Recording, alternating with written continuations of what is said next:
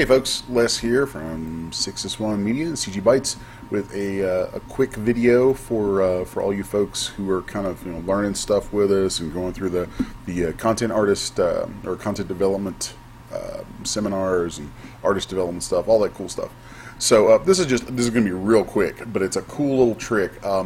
Here I have a creature of mine. It's from my catalog that I'm recently pulling. Like it was originally for Poser, and I'm updating it to Daz Studio, and we're putting out the Daz Studio version of this soon. And I need to set limits on multiple body parts, and I want to show you a really handy, super quick way to do this that I think is just. I think it's just cool. It's like crazy efficient.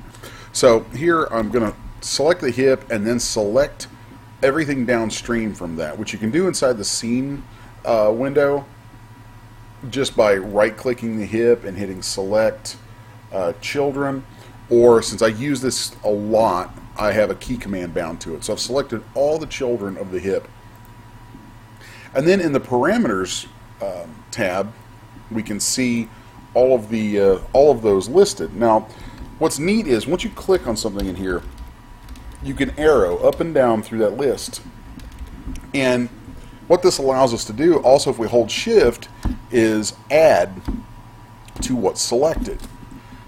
Now the naming of dials doesn't always correspond to their rotations. Like a thigh bending is going to be on its X rotation, whereas say a shoulder bending is probably going to be on its Z rotation. So the names don't match up. So sometimes if you arrow through and you select these things, eventually you'll see some things highlighted in red, and that's where the names conflict.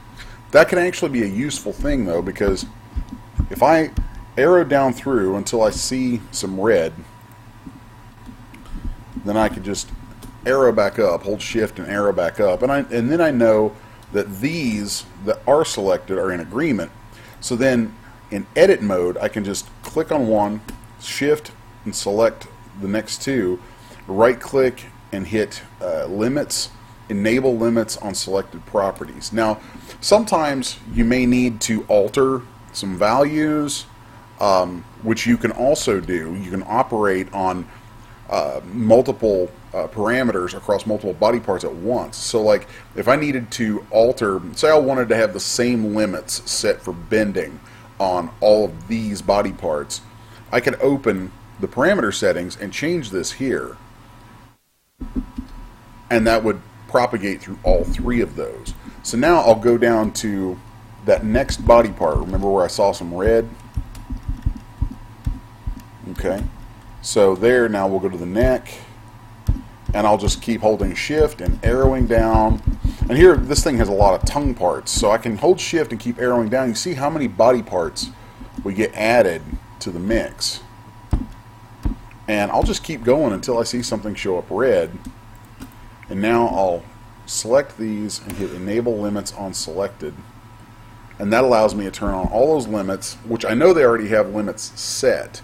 But when I put this through testing, I found that that limits weren't actually turned on. The values were set, but they weren't turned on. So I thought this would be a good opportunity to show you how to operate on multiple parameters across multiple body parts all at once. It's so fast. So let's go on through the rest of this. So here we can see, and also once you set limits, you'll notice. Like here is a joint that doesn't have limits turned on, and you'll notice that as soon as we turn that on, you'll see that grayed out look they had changes, and it becomes super clear. So let's go down through here and just select until we hit some red. Then do that, and here, and then we'll select until we hit red again. This is so much faster than going in joint by joint, dial by dial. Okay.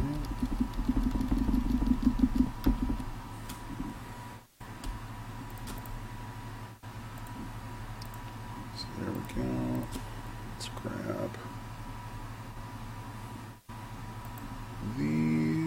set them. And I'll hold shift and arrow down until we see red. Okay, there we go. And again, I'll just arrow until I see red. Shift, down arrow. Okay.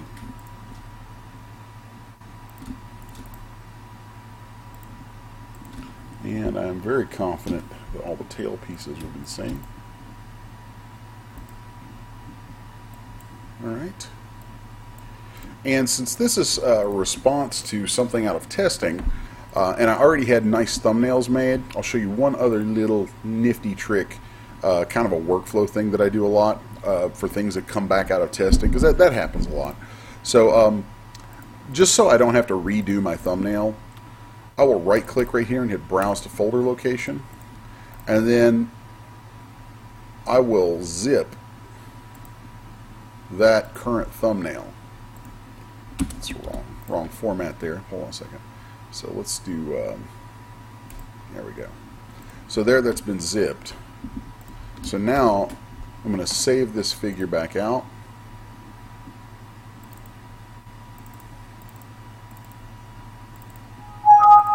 Save it, everything's good. Hit accept. Pardon me. And of course that's going to overwrite my thumbnail here, which I can then just come in, I'll grab it out of the zip, drag it in here, copy and replace, and my thumbnail's back. Then I can delete that zip and we are good to go.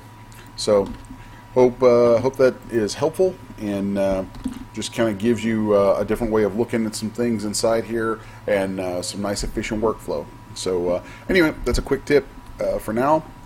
Until I hope this holds you over until the next seminar, the next public seminar being next week, next Friday, and we have a private seminar coming up tomorrow via Google Hangouts and live streaming for folks who are already selling at CGBytes. So anyway, hope you dig it, and we'll come back, watch more, and hang out with us next time. So that is all.